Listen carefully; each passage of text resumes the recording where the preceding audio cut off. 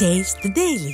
சுகாதாரத்துறை அமைச்சர் மா சுப்பிரமணியன் வழங்கிய காப்பீடு அட்டை பயன்பாட்டில் இல்லை என கூறி சென்னை ராஜீவ்காந்தி அரசு மருத்துவமனை நிர்வாகம் நோயாளி ஒருவருக்கு கடந்த 10 நாட்களாக அறுவை சிகிச்சை மேற்கொள்ளவில்லை என தகவல் வெளியாகியுள்ளது. கூடுதல் விவரங்களோடு இணைகிறார் செய்தியாளர் வினோத். வணக்கம் வினோத், இதை பற்றிய முழு விவரங்களை எங்களுக்கு சொல்லுங்க. வணக்கம் மணிபாரதி. திமுக சுகாதாரத்துறை அமைச்சர் மாசு வழங்கிய காப்பீடு திட்டம் அட்டை பயன்பாட்டில் இல்லாததால் சிகிச்சை பெற முடியாமல் இருப்பதாக நோயாளியின் மகன் ஒருவர் பரபரப்பு பேட்டி அளித்துள்ளார். அதாவது சென்னை மேற்கு தாம்பரம் பகுதியில் வசித்து வருபவர் கே ஆனந்த் என்பவர் கடந்த 22ஆம் தேதியன்று அவரது வீட்டில் இருந்து கீழே விழுந்துள்ளார். அதனால் அவருக்கு உடம்பில் பல்வேறு இடங்களில் காயங்கள் ஏற்பட்டதாக கூறப்படுகிறது. அந்த சிகிச்சைக்காக ராஜீவ்காந்தி அரசு பொது மருத்துவமனையில் அவரது மகன் ஆனந்த் ஆறுமுகம் என்பவர் சேர்த்துள்ளார். இந்த சிகிச்சை மேற்கொள்வதற்கு உடனடியாக மருத்துவர்கள் ஆபரேஷன் செய்ய வேண்டும் என கூறியதாக கூறப்படுகிறது. இந்த நிலையில் முதல்வர் காப்பீடு திட்டத்தின் மூலம் தனது அப்பாவிற்கு சிகிச்சை அளியுங்கள் என அந்த காப்பீடு திட்ட அட்டையை ராஜீவ்காந்தி அரசு பொது மருத்துவமனையில் கொடுத்துள்ளார். அந்த அட்டையை பரிசோதித்த மருத்துவர்கள் இந்த காப்பீடு திட்டம் பயன்பாட்டில் இல்லை என ஆனந்தின் தலையில் ஒரு குண்டை போட்டுள்ளனர். இதனையடுத்து ஆனந்த் என்ன செய்வதென்றே தெரியாமல் திகச்சு போய் தற்பொழுது உறைந்து போய் நிற்கின்றார். தனது அப்பாவிற்கு சிகிச்சைக்காக வந்த ஆனந்த் என்பவர் ராஜீவ்காந்தி அரசு மருத்துவமனையில் காப்பீடு திட்டம் பயன்பாட்டில் இல்லை என கூறியிருப்பது அவருக்கு பெரும் அதிர்ச்சியை ஏற்படுத்துகிறது.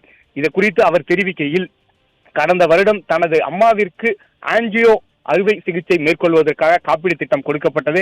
அப்போது காப்பீடு திட்டம் பயன்பாட்டில் இல்லை என மருத்துவர்கள் தெரிவித்திருந்த நிலையில் அதற்காக புதிதாக விண்ணப்பம் செய்து புதிய காப்பீடு திட்டம் வாங்கப்பட்டது. அதன் மூலம் தனது அம்மாவிற்கு ஆஞ்சியோ செய்யப்பட்டதாகவும் தெரிவித்திருந்தார். இந்த நிலையில் அந்த காப்பீடு திட்டம் சுகாதாரத்துறை அமைச்சர், அதாவது திமுக சுகாதாரத்துறை அமைச்சர் மாசு என்பவர் வழங்கினார் எனவும் அவர் குறிப்பிட்டிருக்கார். அதாவது ஒரு அமைச்சர் கொடுத்த காப்பீடு திட்டமே தற்போது பயன்பாட்டில் இல்லை, இதன் மூலம் நாங்கள் எப்படி அறுவை சிகிச்சை மேற்கொள்ள முடியும், தற்போது பயன்பாட்டில் இல்லை என மருத்துவர்களும் கையை விரித்து விட்டார்கள். தனது அப்பாவிற்கு கடந்த 10 நாட்களாக சிகிச்சை, அதாவது அறுவை சிகிச்சை மேற்கொள்ளப்படாமல் தனது அப்பா உயிருக்கு போராடி கொண்டு இருக்கின்றார். வெறும் மருந்து மாத்திரைகள் மட்டுமே ராஜீவ்காந்தி அரசு மருத்துவமனையில் கொடுக்கப்படுவதாகவும் முறையான சிகிச்சை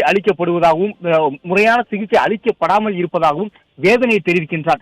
ராஜீவ்காந்தி அரசு பொது மருத்துவமனையில் காப்பீடு திட்டம் முறையாக செயல்படவில்லை என கூறி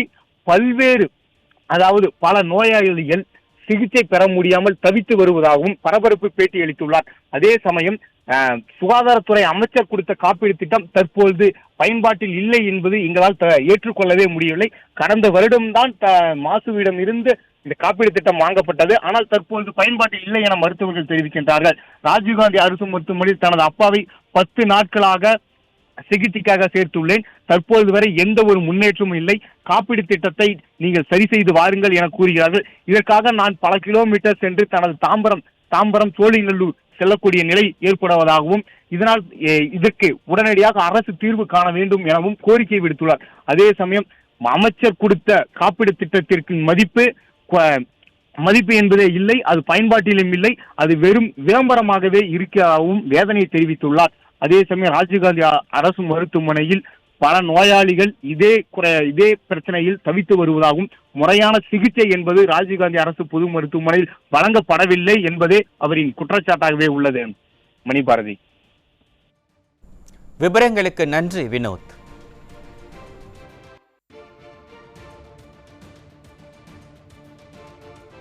ஆனந்த வேலை செய்யும்போது பெல்லிலிருந்து கீழே விழுந்துட்டார். ஏற்கனவே 2023 இந்த காப்பீடு திட்டம் ஒர்க் ஆகணும்னு சொன்னாங்க.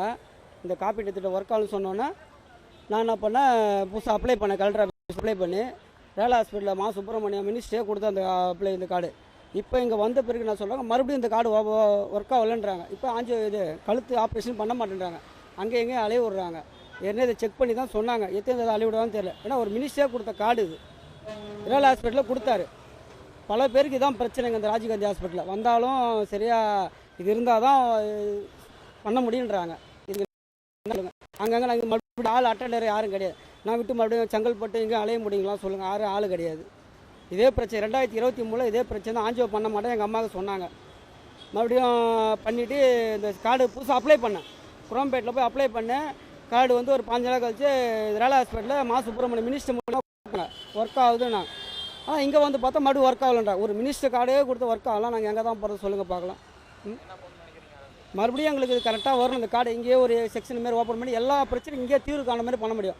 ஆனால் செங்கல்பட்டு நாங்கள் போயிட்டு வர முடியாது. இதில் சீர்காழி சிதம்பரம் எவ்வளோ பேர் இந்த கஷ்டப்படுறாங்க. எனக்குன்னு கிடையாது, நிறையா பேருக்கு இதே பிரச்சனை தான். இங்கே அவங்க எல்லாம் இருக்கிறத வாங்கி சாப்பிட்டு கை உடஞ்சி கால் உடஞ்சி இதே பிரச்சனை தான் இருக்கிறாங்க. இதுக்கு என்ன தான் ஒரு தீர்வு சொல்லுங்கள். அரசாங்கம் வந்து எதனா நல்ல ஒரு முடிவு எடுக்கணும் இதுக்கு.